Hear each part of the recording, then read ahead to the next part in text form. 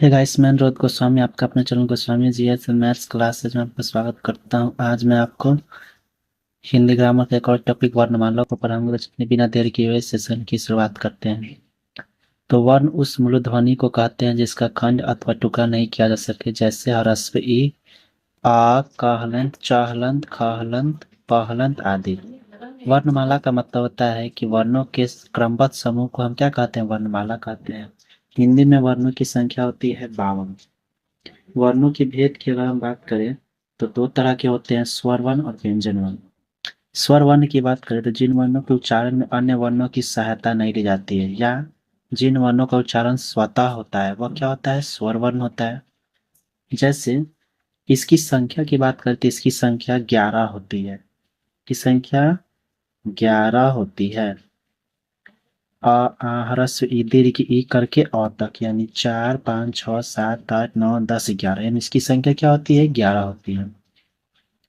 व्यंजन वर्ण की बात करें हम तो जिन वर्णों के उच्चारण क्या होता है? स्वर वर्ण की सहायता ली जाती है। जैसे कि क क्या है? व्यंजन वर्ण है। तो क प्लस अ क्या है? स्वर वर्ण है। यानी इसका उच्चारण में क्या, इसके उच्चारण में क हलंत प्लस अ, यानी स्वर वर्ण और व्यंजन दोनों, इसमें क्या किया जा रहा है? स्वर वर्ण की सहायता लिया जा रहा है। और ये क्या है? एक व्यंजन वर्ण है और इसके उच्चारण में क्या किया जा रहा है? स्वर वर्ण की सहायता से हो रहा है। उसी प्रकार च है तो इसमें भी आ रहा है, जो कि अ क्या होता है? स्वर वर्ण होता है। इसी प्रकार हम बात करें इसकी संख्या तो इसकी संख्या होती है 33। स्वर वर्ण की भेद की अगर हम बात करें तो तो ये तीन तरह के होते हैं, ह्रस्व स्वर, दीर्घ स्वर और प्लुत स्वर। ह्रस्व स्वर वर्ण की बात करें हम तो जिन स्वरों के उच्चारण में सबसे कम समय लगता है, अर्थात एक मात्रा का समय लगता है। जैसे आ, ह्रस्व ई, ह्रस्व उ, री। इसकी संख्या भी 4 होती है। इन्हें इन्हें हम प्रायः क्या कहते हैं? मूल स्वर भी कहते हैं। कई बार आपके एग्जाम में पूछा गया है कि ह्रस्व स्वर वर्ण को अन्य किस नाम से जानते हैं, तो इसको मूल स्वर भी कहते हैं। अगर आप इसका पीडीएफ चाहते हैं तो अब हम बात करते हैं स्वर वर्ण के भेद के। तो स्वर वर्ण के कितने भेद होते हैं? तो स्वर वर्ण के जो है मुख्यतः 3 भेद होते हैं, ह्रस्व स्वर वर्ण, दीर्घ स्वर वर्ण और प्लुत स्वर वर्ण। जिन स्वर वर्ण के उच्चारण में सबसे कम समय लगता है, जैसे अ, ह्रस्व ई, ह्रस्व और री, इन्हें मूल स्वर भी कहते हैं। इनकी संख्या 4 होती है। ठीक है, चलिए आगे देखते हैं। दीर्घ स्वर वर्ण की बात करें तो जिन स्वरों के उच्चारण में ह्रस्व स्वर से, यानी ह्रस्व स्वर से दोगुना समय लगता है। जैसे आ का दीर्घ क्या होता है? आ। ह्रस्व ई का दीर्घ रूप दीर्घ ई।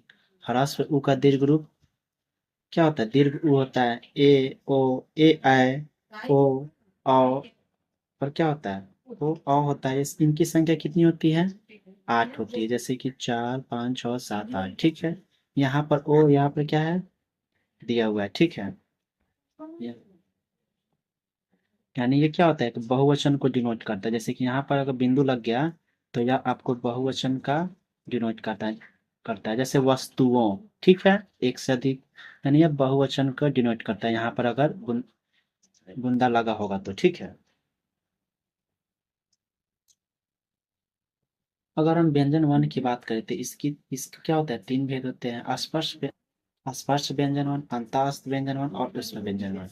जिन वर्णों का उच्चारण करते समय हमारे जीवा में के किसी न किसी भाग को स्पर्श करती है, उसे स्पर्श व्यंजन वर्ण कहते हैं। या सबसे नॉर्मल आप क्या याद कर सकते हो?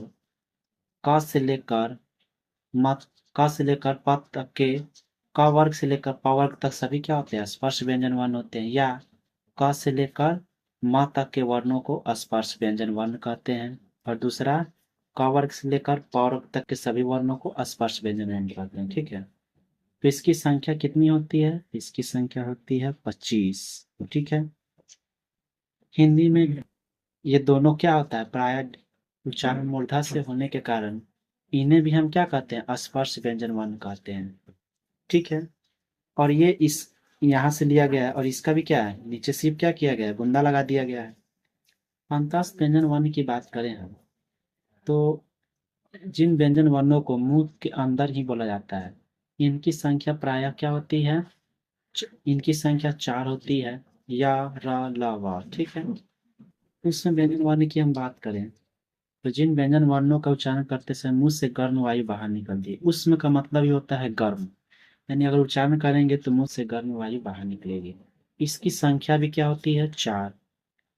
तालव्य स, मूर्धन्य स, दंती स और ह। तो होप यू गाइस ये आपको वर्णमाला अच्छे से समझ में आया होगा। तो मिलते हैं आपसे नेक्स्ट वीडियो। ऐसे इंटरेस्टिंग वीडियो के लिए आप हमारे चैनल पर बने रहें। और जो हमारे चैनल पर नए हैं वो चैनल को सब्सक्राइब कर दें। कल मैं आपको जो है संधि पढ़ाऊंगा। तो चलिए बिना देर तो चलिए जो है इस आज का सेशन यहीं पर एंड करते हैं। मिलते हैं आपसे अगले वीडियो में।